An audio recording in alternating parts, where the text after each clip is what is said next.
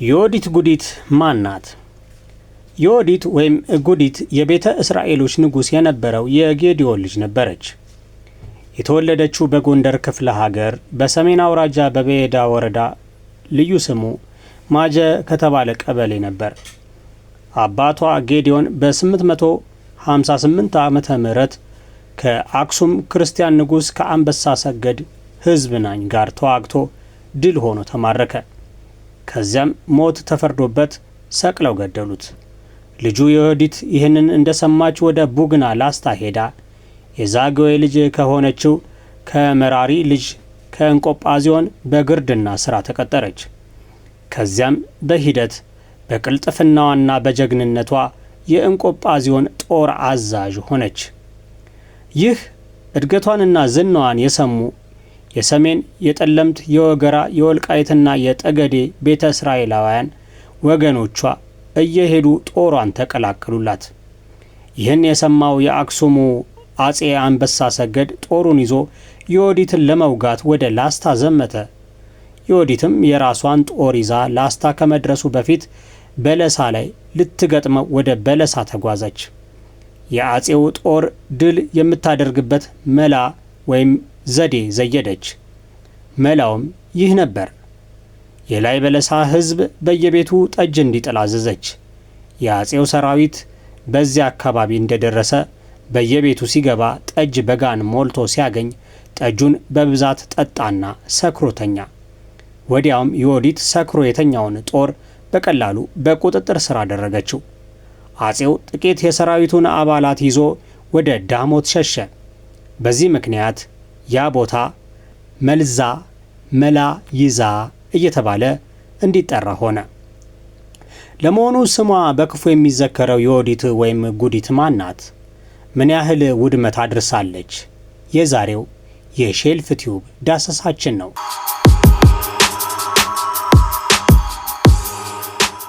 በኢትዮጵያ ታሪክ ውስጥ እንደ ዮዲት የተወገዘና የተጠላ ሌላ ፍጡር የለም። ይህም ስለሆነ ለዮዲት ብዙ ከዚህ ጋር የሚሄድ ቅጽል ወጥቶላታል። በጣም የታወቁት ዮዲት ጉዲትና እሳቲት ናቸው። ከክርስቶስ ልደት በኋላ በአንደኛው ክፍለ ዘመን መጀመሪያ በንግሥት ህንደኬ ዘመን ወደ ኢትዮጵያ የገባው በአራተኛው ክፍለ ዘመን በአብርሃና አጽብሃ ዘመነ መንግሥት በአባ ሰላማ ከሳቴ ብርሃን ስብከት ተስፋፍቶ ሕዝቡ ስብከተ ወንጌልን አምኖ ጥምቀትንና ክርስትናን ተቀበለ። ጥቂት የሆኑ የአይሁድ ጁዳይዝም ሃይማኖት አማኞች በወንጌል አናምንም፣ ክርስቲያን አንሆንም፣ ሕገ ኦሪትን አንለቅም በማለት 982 ዓመተ ምህረት ገደማ በቀዳማዊ ምኒልክ ዘመን የመጣው እምነተ እስራኤል መከተልን ቀጠሉ። የክርስትና ሃይማኖት አንቀበልም ብለው በአይሁድ የኦሪት እምነታቸው የጸኑት ሕዝቦች በነገስታቱ ትእዛዝ የኢትዮጵያ ዋና ከተማ ከሆነችው ከአክሱምና ከዙሪያዋ እየለቀቁ በመውጣት በወልቃይት፣ በሰሜንና በወገራ፣ በደንቢያ፣ ዘአገው፣ በላስታ፣ በሰቆጣና በመሳሰሉት ሊኖሩ እንደሚችሉ ስለተገለጸላቸው አክሱምንና አካባቢውን እየለቀቁ በመሄድ ተበታትነው ይኖሩ ጀመር። በዚህ ምክንያት ፈላሻ ተባሉ። ፈላሻዎች እምነታቸው ሕገ ኦሪት ቢሆንም ኢትዮጵያዊነታቸው የተረጋገጠ ስለሆነ በመንግስት ትእዛዝ በተፈቀደላቸውና በሚኖሩባቸው በሰሜንና በላስታ እንዲሁም በተለያዩ ስፍራዎች ለረጅም ጊዜ በመኖር ቁጥራቸው እየበዛ ሄደ። የሕዝቡ ቁጥር እየበዛ ሲሄድ ለአክሱም መንግስት ግብር እየከፈለ በሰላም ይኖር ጀመር። በ9ኛው ምዕተ ዓመት 852 ዓመተ ምህረት ገደማ ዮዲት የተባለችው የጌዲዮን ልጅ ንግሥት ዘሯ ከፈላሻ ውስጥ በመሆኑ ፈላሾችን ይዛ ተነሳች። በላስታ የሚኖር የክርስቲያን ሃይማኖት ተከታይና የቡግና ባላባት በዮዲት ውበትና ኃይለኛነት ስለተማረከ ሃይማኖቱን ለውጦ አገባት። በዚህም ምክንያት ተጨማሪ ኃይል ለማግኘት ቻለች።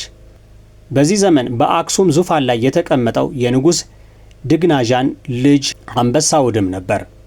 አንበሳ ውድም አባቱ ሲሞት ገና የ12 ዓመት ልጅ ቢሆንም የንግስና ስልጣኑን ያዘ። ዮዲትም ንጉሱ ገና ሕፃን ስለሆነ የእሷን ጥቃት የሚቋቋም ኃይል ሊያሰባስብ እንደማይችል በመገመት አጋጣሚውን ተጠቅማ ልትወጋው አሰበች። በዚያን ጊዜ አክሱም የእስልምናን ሃይማኖት ለማስፋፋት በሚደረገው ጥረት የተነሳ ጠረፎቿ በመወረራቸው በቀይ ባህር የነበራትን የበላይነት ያጣችበት ወቅት ነበር። የዮዲት ፈላሾች የሆኑትን ሁሉ በአንድነት አሰባስባና አስተባብራ የአክሱም ንጉሥ አንበሳውድምን ለመውጋት ተነሳች። ከላስታ ሰሜንና ወልቃይት የተሰበሰቡትን ፈላሾችና ሌሎችም ቀስቅሳ አስፈራርታ በማነሳሳት ብዙ ሰራዊት እየመራች ወደ አክሱም ዘመተች። ወደ አክሱም በምትጓዙበት ጊዜ ያለፈችበትን ስፍራ ሁሉ ሰራዊቷ ይመዘብርና ያጠፋ ነበር። አብዛኞቹ አብያተ ክርስቲያናትና ሌሎችም ውድ የሆኑ የባህል ቅርሶች የተቃጠሉትና የወደሙት በዮዲት ጭካኔ የተሞላበት ወረራ ነበር። ብዙ ጊዜ አምረውና ደምቀው ግርማ ሞገስ የነበራቸው አብያተ ክርስቲያናትና ሐውልቶች ጭራሽ ከወደሙት ሌላ ለታሪክ ምስክርነት በእሳት ጋይተው ፍርስራሻቸው ብቻ የሚታየው ብዙ ናቸው። ብዙ ክርስቲያኖች ሲጨፈጨፉና የቀሩትንም በታላቅ አደጋ ስጋት ተውጠው የመከራ ዘመናት አሳልፈዋል። የዮዲት ፍላጎት የክርስትና ሃይማኖትን አጥፍታ የአይሁድን እምነት ለማስፈን ነበር። ይህን በስፋት ይካሄድ የነበረውን ጭፍጨፋ ለመቋቋም የተሳናቸውና በስጋት ላይ ወድቀው የነበሩት የአክሱም መሳፍንትና መኳንንት ፋታና ጊዜ አግኝተው መልሰው ለማጥቃት እስኪችሉ ድረስ ሕፃኑን ንጉሥ ይዘው ሸዋ ውስጥ ወደሚገኘው ወደ መንዝ ሸሹ። መንዝ የተመረጠበትም ዋናው ምክንያት የመልክዓ ምድሩ አቀማመጥ ገደላማና ዋሻ በመሆኑ ጠላት ስለማይደፍረው ገፍቶም ቢመጣ ለመከላከል አመቺ በመሆኑ ነበር። ዮዲት የክርስትናን ሃይማኖት አጥፍታ የፈላሻን ሃይማኖት በሰፊው እንዲሰበክና እንዲስፋፋ ስለፈለገች በአክሱም ሕዝቦች የተገነባውን 2000 ዓመታት አብቦ የቆየውን ስልጣኔን የስልጣኔ ውጤት የሆኑትን ታሪካውያን ስራዎችን ማፈራረሷን ተያያዘችው። አብያተ ክርስቲያናትን ማቃጠልና ካህናትን መግደል የዕለት ስራዋ ሆነ። በተለያዩ አጋጣሚዎች ከተረፉትና እስካሁን ድረስ ካሉት ጥቂቶች በስተቀር ሐውልቶችን፣ ውብ የሆኑ የሥነ ጥበብ ቅርሶችንም አፈራርሳለች። አብያተ ክርስቲያናትን አቃጥላለች። የክርስትና ሃይማኖት ተከታይ ተራው ሕዝብና ቄሶች ተሰየፉ።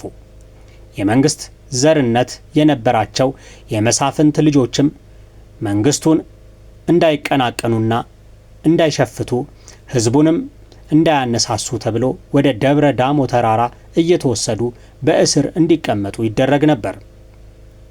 በቆየው ሥርዓት በዚህ ገዳም ውስጥ የመሳፍንት ልጆች በቁም እስረኝነት እየተጠበቁ ይቆዩና ንጉሥ ሲሞት ከመሳፍንቱ ውስጥ ሕዝቡ የመረጠው ይነግስ ነበር።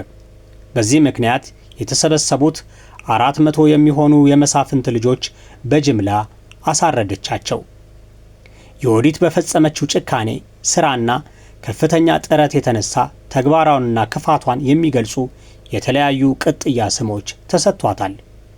በትግራይ ሕዝብ ጉዲት ወይም ጉደኛ፣ በአፋር ሕዝብ ጋጽዋ ወይም አስፈሪ አውሬ በመባል ስትታወቅ፣ በአማራ ሕዝብም እሳቶ የምታቃጥል ብለዋታል። ዮዲት ጉዲት ሕፃኑን ንጉሥ አንበሳውድምን በመንዝ የመደበቁን ዜና በሰማች ጊዜ ኃይሉን ሰብሮ እርሱን ማርኮ እንዲያመጣ ጦር ልካ ነበር። ነገር ግን የላከችው ሰራዊት በመሸነፉ ሐሳቧ ሳይሰምር ቀረ። ስለዚህ አንበሳውድምንና ተከታዮቹን አጥፍታ እርካታ ለማግኘት በማሰብ ራሷ ሰራዊቷን እየመራች ወደ መንዝ ዘመተች። አንበሳውድምና ተከታዮቹ ግን ለማጥቃት ይበልጥ አስቸጋሪ ወደ ሆነውና እዚያው ሸዋ ውስጥ ወደሚገኘው ወደ መርሃ ቤቴ ሸሹ። ዮዲትም በዚሁ ሳትገታ ልትከታተለው ሞክራ ነበር። ይሁን እንጂ ከመሬቱ አቀማመጥ አስቸጋሪነት ሌላ የንጉሡ ወታደሮች የመንዝና የመርሃ ቤቴ ሕዝብ በየጊዜው ያደርሱባት የነበረው ጥቃት አንድ ላይ ተዳምረው ስላደከሟት ዓላማዋ ሳይሳካላት ወደ ሰሜን ኢትዮጵያ እንደገና እንድትመለስ ተገደደች። ከዚህ በኋላ 13 ዓመታት ስትገዛ ቆየች።